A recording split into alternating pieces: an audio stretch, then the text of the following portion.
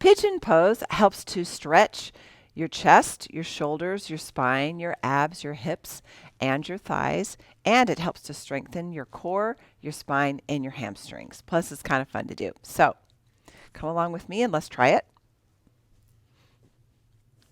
I'm going to show you what I think is the best way, the preferred way I have to get into pigeon pose, and that is to come into all fours, tuck your toes, lift your knees, and move into a down dog, but we're not staying. Then we're going to bring the left knee in between those two hands and land just like that. Now, when you land, a couple of things to think about. This foot needs to stay flexed. We need a flexed foot to protect the knee joint. Now, the back leg can be bent like this, or if you want to come into full pigeon pose, you want to extend that leg. So I'm going to turn this way so you can see what I'm doing. So I'm putting my hands just underneath my shoulders and I'm lifting my whole body up and sinking my body straight down. And then with this back foot, I'm kind of walking it back a little bit more and then turning this hip forward. Now, if your hips are tight, and my hips aren't too tight, but I still, when I turn, my hips, my left glute is lifting up off the ground.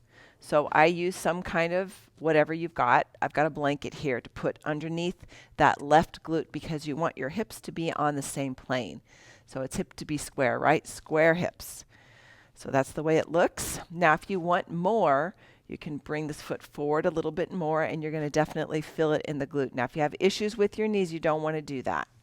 Okay, then the next step to pigeon pose is to lengthen through the spine, lift up through the crown of the head, and then just tip forward at the hip, coming forward in a forward fold. So think about drawing your navel into your spine and coming up and over that bent leg. So maybe you'll come down to your forearms, or maybe you can come down even more. Just depends on where you are.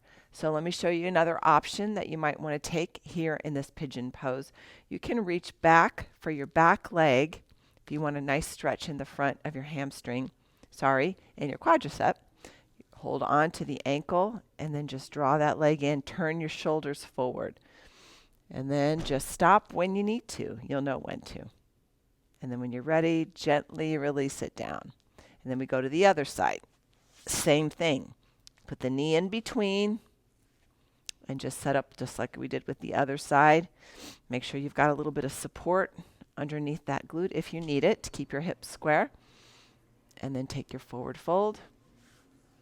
And there you have it.